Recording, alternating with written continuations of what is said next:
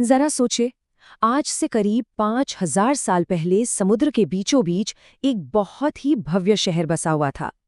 कहते हैं कि वहां 9 लाख से भी ज्यादा महल थे, सोने और कीमती रत्नों से जड़े हुए। लेकिन फिर अचानक एक दिन वो शानदार शहर समुद्र में समा गया। तो सवाल यही उठता है, क्या हजारों साल पुरानी ये कहानी सच हो सकती है? ये वो सवाल है जो दशकों से इतिहासकारों, पुरातत्वविदों और श्रद्धालुओं सबको परेशान करता रहा है। क्या श्री कृष्ण की द्वारका नगरी सिर्फ एक कल्पना है, या फिर समंदर की गहराइयों में वाकई एक खोया हुआ सच दफन है? इस रहस्य की तह तक पहुंचने के लिए चलिए आपको ले चलते हैं साल 1983 में। जगह है गुजरात के पास अरब सागर की गहराइयां। जब भारतीय पुरातत्वविदों की एक टीम ने समंदर में गोता लगाया तो उन्हें कुछ ऐसा मिला जिसने इतिहास की हमारी समझ को हमेशा के लिए हिला कर रख दिया। उन्हें रेत और चट्टानों के बीच कुछ मिला जो बिल्कुल भी नेचुरल नहीं लग रहा था। ये एक प्राचीन शहर के खंडर थे। बस यहीं से उस खोज की शुरुआत हुई, जो एक पौराणिक कथा को एक ठोस पुरातात्विक हकीकत में बदलने वाली थी। और यही तो इस पूरे रहस्य का सार है। देखिए, एक तरफ हमारे प्राचीन ग्रंथ हैं जो एक बहुत ही भव्य किलाबंद शहर के बारे में बताते हैं, और दूसरी तरफ हैं डॉक्टर एस.आर. राव और उनकी टीम को मिले ठोस सबूत। और मजे की बात यह है कि ये दोनों ही बातें एक दूसरे से बिल्कुल मेल खाती हैं। तो ये पौराणिक द्वारका आखिर थी कैसी? चलिए जरा वक्त में पीछे चलते हैं और देखते हैं कि हमारे ग्रंथ इस दिव्य नगरी के बारे में क्या बताते हैं।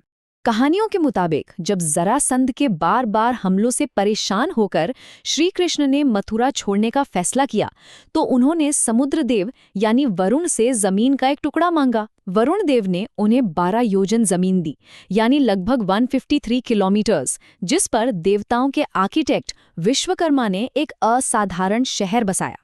भागवत पुराण के अनुसार इस शहर में 9 लाख से भी ज्यादा आलीशान महल थे, सोने, चांदी और चंद्रकांत मणि जैसे रत्नों से बने हुए।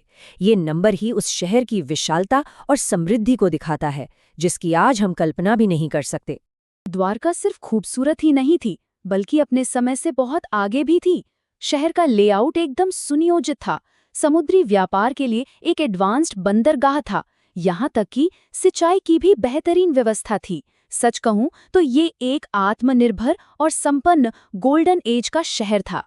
लेकिन कहते हैं ना कि जहां निर्माण होता है वहां विनाश भी इंतजार करता है। द्वारका की ये सुनहरी कहानी भी 2 विनाशकारी श्रापों की वजह से खत्म होने वाली थी। पहला श्राप मिला महाभारत युद्ध के बाद। अपने 100 बेटों की मौत से दुखी और क्रोधित गांधारी ने श्री कृष्ण को श्राप दे दिया।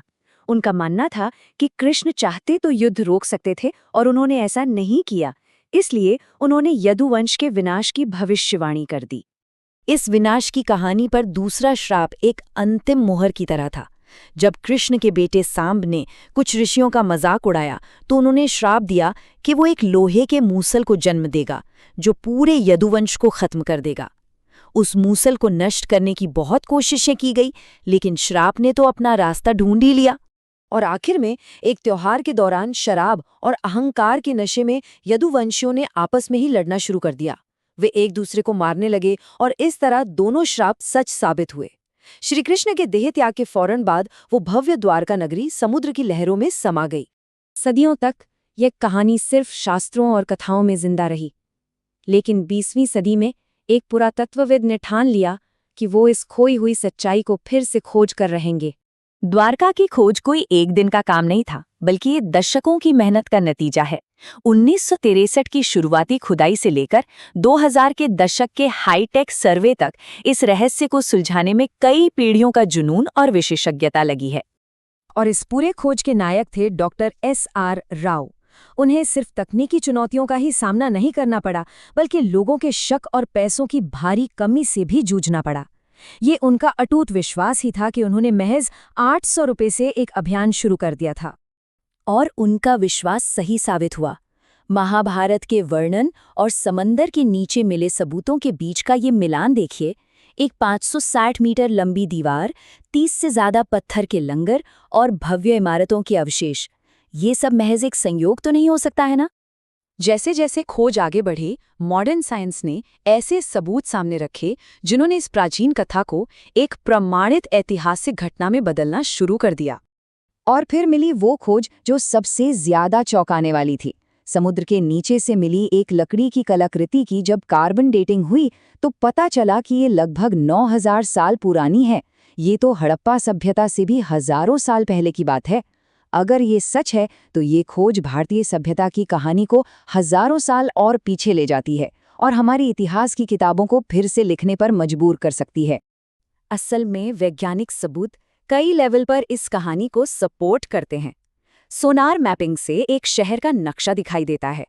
भूविज्ञान समुद्र के स्तर में अचानक आई बाढ़ की पुष्टि करता है और जो भी कलाकृतियां मिली हैं वो सब एक ही संस्कृति की ओर इशारा करती हैं। डॉक्टर राव का ये कथन ये पूरी खोज की भावना को बयान करता है। उन्होंने ग्रंथों को सिर्फ आस्था से नहीं बल्कि ऐतिहासिक सुरागों के स्रोत के रूप में भी देखा और यही सोच इस असाधारण खोज की चाबी बनी। और हाल ही में फरवरी 2024 में प्रधानमंत्री नरेंद्र मोदी ने खुद द्वारका के पानी के नीचे के अवशेषों में गोता लगाया। इस एक घटना ने दशकों के इस शोध को दुनिया के सामने ला खड़ा किया और ये भी दिखा दिया कि द्वारका की कहानी अब भारत की राष्ट्रीय विरासत का एक बहुत महत्वपूर्ण हिस्सा है। तो द्वारका की कहानी हमें सिखाती है कि शायद आस्था और विज्ञान दो अलग अलग रास्ते नहीं हैं, बल्कि एक ही सच्चाई तक पहुंचने के दो अलग अलग माध्यम हो सकते हैं। ये हमें याद दिलाती है कि कुछ सच कभी नहीं मरते, चाहे वो कितनी भी गहराइयों में क्यों न छिपे हों। वो बस सही समय का इंतजार करते हैं दोबारा खोजे जाने का। जय द्वारकाधीश।